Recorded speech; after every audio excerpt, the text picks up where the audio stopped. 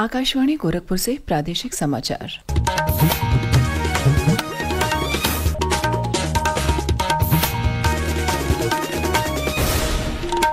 नमस्कार, समाचार बुलेटिन के साथ में शिवानी अरोरा। पहले मुख्य समाचार। प्रयागराज महाकुंभ में महाशिवरात्रि पर अंतिम स्नान पर्व आज। महाकुंभ के प्रारंभ से अब तक संगम में आस्था की डुबकी लगाने वाले श्रद्धालुओं की संख्या हुई 65 करोड़ के करीब। राज्यपाल के अभिभाषण पर चर्चा के बाद मुख्यमंत्री योगी आदित्यनाथ ने विधान परिषद में दिया विपक्ष के सवालों का जवाब। कहा, महाकुंभ ने प्रदेश में प्रयागराज, अयोध्या, काशी, मथुरा और गोरखपुर को पंचतीर्थ के रूप में जोड़ा। प्रदेश भर में श्रद्धा और उल्लास के साथ मनाया जा रहा है महाशिवरात्रि का पर्व। जलाभिषेक के लिए आज तड़के से ही शिवालयों पर लगी लंबी कतारें। काशी विश्वनाथ धाम में उमड़ा श्रद्धालुओं का हुजूम। और सीबीएसई 10वीं कक्षा के विद्यार्थियों के लिए साल में 2 बार बोर्ड परीक्षा कराने की बना रहा है योजना। सीबीएसई की वेबसाइट पर मसौदा नीति अपलोड। अब समाचार विस्तार से। महाशिवरात्रि के पवित्र स्नान पर्व के साथ प्रयागराज महाकुंभ 2025 आज अपने अंतिम पड़ाव पर है। महाशिवरात्रि पर महाकुंभ में संगम में आस्था की डुबकी लगाने का सिलसिला रात 12 बजे से ही जारी है। आज सुबह 6 बजे तक प्राप्त समाचार के अनुसार 41 लाख श्रद्धालु त्रिवेणी में डुबकी लगा चुके थे। इसके साथ ही 13 जनवरी से प्रारंभ महाकुंभ में आकर संगम में स्नान करने वाले श्रद्धालुओं की संख्या करीब 65 करोड़ हो चुकी है। आज महाशिवरात्रि स्नान को व्यवस्थित और सुरक्षित बनाने के लिए मेला क्षेत्र और प्रयागराज को नो व्हीकल जोन घोषित किया गया है। श्रद्धालुओं की भारी भीड़ को देखते हुए सभी से अपने प्रवेश के सबसे पास वाले घाट पर ही स्नान करने का अनुरोध किया जा रहा है। पेश है एक रिपोर्ट। पिछले 1.5 महीने से चल रहा महाकुंभ विश्व का सबसे बड़ा आध्यात्मिक आयोजन रहा है और महाशिवरात्रि के साथ ही इसका समापन हो जाएगा। महाशिवरात्रि के अवसर पर भीड़ प्रबंधन के लिए मेला क्षेत्र को नो व्हीकल जोन घोषित कर दिया गया है। महाकुंभ के डीआईजी वैभव कृष्ण ने बताया कि सभी शिवालयों और विभिन्न स्नान घाटों पर पुलिस तैनात कर दी गई है। आदर्श के साथ अभिषेक कपिल, आकाशवाणी समाचार, प्रयागराज। प्रयागराज महाकुंभ ने आस्था, भक्ति और संस्कृति की अद्भुत झलक प्रस्तुत की है। प्रदेश विधानमंडल के बजट सत्र में विधान परिषद में मुख्यमंत्री योगी आदित्यनाथ ने राज्यपाल के अभिभाषण पर हुई चर्चा के बाद कल विपक्षी सदस्यों के सवालों पर अपना जवाब दिया। उन्होंने कहा कि प्रधानमंत्री नरेंद्र मोदी ने जिस तरह डॉक्टर भीमराव आम्बेडकर की स्मृतियों से जुड़े पंचतीर्थ स्थापित कराए, उसकी ही तरह महाकुंभ 2025 ने प्रदेश में प्रयागराज, अयोध्या, काशी, मथुरा, वृंदावन और गोरखपुर को नए पंचतीर्थ के रूप में जोड़ा है। उन्होंने कहा कि इस सदी का सबसे बड़ा उत्सव महाकुंभ सबके लिए गौरव का विषय है। महाकुंभ को लेकर विपक्ष के बयानों पर कड़ी प्रतिक्रिया व्यक्त करते हुए मुख्यमंत्री ने कहा कि विपक्षी दलों का स्वभाव है कि पहले हर चीज का विरोध करते हैं और फिर उसे स्वीकृति भी देते हैं। महाकुंभ की तैयारी के साथ जब हमारी टीम वहां पर गई थी और हम लोग इसकी तैयारी कर रहे थे, लेकिन विपक्ष शुरू से इसको अफवाह उड़ाता रहा। क्या 40 करोड़ लोग आ जाएंगे? क्या ये आयोजन ऐसे हो पाएगा? क्या ये आयोजन को आप कर पाएंगे? हम लोग तब भी कहते थे आयोजन होगा। क्या आप चिंता कर रहे हैं? विपक्षी दलों में एक चीज जरूर देखने को मिलती है कि वे पहले किसी चीज को उपहास उड़ाते हैं, विरोध करते हैं, चर्चा से भागने का प्रयास करते हैं और अंततः उसको स्वीकृति भी देने के लिए तत्पर होते हैं। मुख्यमंत्री ने कहा कि राज्यपाल के अभिभाषण के दौरान विपक्ष ने जो व्यवहार किया वह किसी भी आदर्श लोकतंत्र को स्वीकार नहीं होगा। विधान परिषद में राज्यपाल के अभिभाषण का प्रस्ताव कल पास हो गया। शून्य प्रहर में मुख्यमंत्री ने समाजवादी पार्टी के सदस्यों के राज्य में बदहाल स्वास्थ्य सेवाओं पर कार्य स्थगन के रूप में उठाए गए मुद्दों का जवाब दिया। उधर विधानसभा में कल शिक्षा मित्रों के मुद्दे पर चर्चा के दौरान सपा विधायक की आपत्तिजनक टिप्पणी पर भाजपा विधायकों ने कड़ा विरोध जताया। शून्य प्रहर में समाजवादी पार्टी के विधायकों ने गन्ना किसानों के भुगतान का मुद्दा उठाया और सरकार के जवाब से असंतुष्ट होकर सदन से वॉक आउट किया।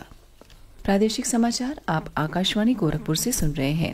यह समाचार बुलेटिन हमारे YouTube channel AIR news Gorakhpur और एक्स हैंडल AIR न्यूज_GKP पर भी उपलब्ध है।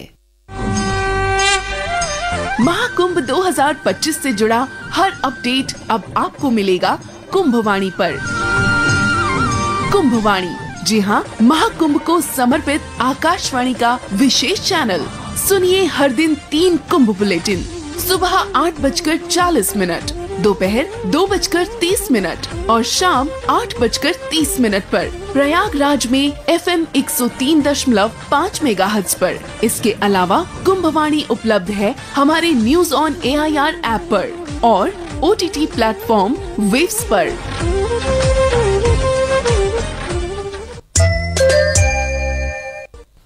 देवाधिदेव महादेव की आराधना का महापर्व महाशिवरात्रि आज पूरे देश में श्रद्धा और उल्लास के साथ मनाया जा रहा है। प्रदेश भर में सभी शिवालयों में आज तड़के से ही भगवान शंकर के दर्शन पूजन करने और जलाभिषेक करने के लिए श्रद्धालुओं की लंबी कतारें लगी हुई हैं। महाशिवरात्रि के अवसर पर काशी विश्वनाथ धाम में कल से ही श्रद्धालुओं का हुजूम उमड़ पड़ा है। प्रयागराज महाकुंभ के पलट प्रवाह के कारण काशी में इस बार महाशिवरात्रि पर विगत वर्षों की तुलना में श्रद्धालुओं की अत्यधिक भीड़ देखी जा रही है। आज यहां 12 से 15 लाख श्रद्धालुओं के आने का अनुमान है। महाशिवरात्रि पर वाराणसी के जिला और पुलिस प्रशासन ने श्रद्धालुओं की सुविधा, सुरक्षा और सहूलियत के लिए व्यापक तैयारियां की हैं।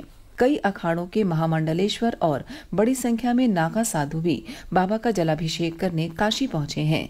नागा साधुओं के लिए काशी विश्वनाथ मंदिर प्रबंधन ने विशेष व्यवस्था की है। एक रिपोर्ट। महाशिवरात्रि पर्व पर नागा साधुओं का प्रवेश गेट नंबर 4 से होगा, जबकि अन्य गेट पर आम श्रद्धालु लगातार झांकी दर्शन करते रहेंगे। दोपहर 12 बजे से 2 बजे तक भी नागा साधुओं के दर्शन करने का समय तय किया गया है। नागा साधुओं के मंदिर से निकास के बाद आम श्रद्धालुओं का दर्शन पुनः जारी हो जाएगा। मनीष सिंह, आकाशवाणी समाचार, वाराणसी।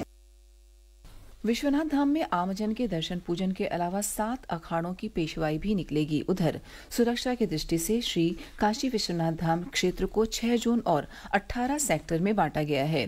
इस बीच प्रदेश सरकार के मंत्री रविंद्र जायसवाल ने बताया कि काशी में निकलने वाली शिव बारात अपनी 43 वर्षों की परंपरा के अनुरूप शिवरात्रि को ही निकलेगी। राज्यपाल आनंदीबेन पटेल और मुख्यमंत्री योगी आदित्यनाथ ने प्रदेशवासियों को महाशिवरात्रि पर्व की बधाई दी है। मुख्यमंत्री ने शिवरात्रि पर महाकुंभ स्नान को लेकर साधु संतों और श्रद्धालुओं को भी शुभकामनाएं दी हैं। उन्होंने कहा है कि देवों के देव महादेव सर्वमान्य रूप में पूजे जाते हैं। भारत के विभिन्न क्षेत्रों में स्थित ज्योतिर्लिंग राष्ट्रीय एकता के प्रतीक हैं। प्रदेश का पर्यटन एवं संस्कृति विभाग श्रीलंका, नेपाल और देश के 6 राज्यों समेत 10 स्थानों पर रामायण कॉन्क्लेव की श्रृंखला का आयोजन करेगा। पहला आयोजन आज प्रयागराज के श्रृंगवेरपुर धाम में होगा। प्रदेश के संस्कृति एवं पर्यटन मंत्री जयवीर सिंह ने बताया कि यह कॉन्क्लेव संत और विद्वानों के समागम का अच्छा अवसर है। केंद्रीय माध्यमिक शिक्षा परिषद CBSE 10वीं कक्षा के विद्यार्थियों के लिए साल में 2 बार बोर्ड परीक्षा कराने की योजना बना रहा है। CBSE ने इस संबंध में एक मसौदा नीति तैयार कर अपनी वेबसाइट पर अपलोड कर दिया है। शिक्षकों, अभिभावकों और विद्यार्थियों सहित तमाम हितधारकों से इस पर प्रतिक्रिया मांगी गई है। CBSE के परीक्षा नियंत्रक डॉक्टर संयम भारद्वाज ने बताया कि केंद्रीय शिक्षा मंत्री धर्मेंद्र प्रधान की अध्यक्षता में शिक्षा मंत्रालय में एक बैठक आयोजित की गई। इसमें 10वीं कक्षा में वर्ष 2026 से 2 बार बोर्ड परीक्षाएं आयोजित करने को लेकर चर्चा की गई और इस संबंध में मसौदा नीति को मंजूरी दी गई। यह फैसला नई राष्ट्रीय शिक्षा नीति में की गई सिफारिश के आधार पर लिया गया है। केंद्रीय मत्स्य पालन, पशुपालन और डेयरी मामलों के राज्य मंत्री जॉर्ज कुरियन कल लखनऊ में ICAR राष्ट्रीय मछली अनुवांशिक संसाधन ब्यूरो के कार्यक्रम में शामिल हुए। इस अवसर पर केंद्रीय राज्य मंत्री ने ब्लू इकोनॉमी को बढ़ावा देने और जैव विविधता संरक्षण सुनिश्चित करने और नई तकनीक के जरिए मछली किसानों को आगे बढ़ाने के लिए मत्स्य अनुसंधान के महत्व पर जोर दिया।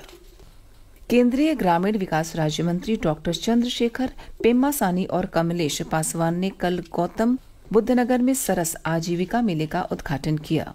इस मेले का उद्देश्य कारीगरों और शिल्पकारों को उनकी आजीविका और समावेशी विकास को बढ़ावा देने में सहायता करना है। और अंत में इस बुलेटिन के मुख्य समाचार एक बार फिर। प्रयागराज महाकुंभ में महाशिवरात्रि पर अंतिम स्नान पर्व आज महाकुंभ के प्रारंभ से अब तक संगम में आस्था की डुबकी लगाने वाले श्रद्धालुओं की संख्या हुई 65 करोड़ के करीब। राज्यपाल के अभिभाषण पर चर्चा के बाद मुख्यमंत्री योगी आदित्यनाथ ने विधान परिषद में दिया विपक्ष के सवालों का जवाब। कहा, महाकुंभ ने प्रदेश में प्रयागराज, अयोध्या, काशी, मथुरा और गोरखपुर को पंचतीर्थ के रूप में जोड़ा। प्रदेश भर में श्रद्धा और उल्लास के साथ मनाया जा रहा महाशिवरात्रि का पर्व जलाभिषेक के लिए आज तड़के से ही शिवालयों पर लगी लंबी कतारें। काशी विश्वनाथ धाम में उमड़ा श्रद्धालुओं का हुजूम। और सीबीएसई 10वीं कक्षा के विद्यार्थियों के लिए साल में 2 बार बोर्ड परीक्षा कराने की बना रहा है योजना। सीबीएसई की वेबसाइट पर मसौदा नीति अपलोड। इसी के साथ प्रादेशिक समाचार समाप्त हुए। नमस्कार।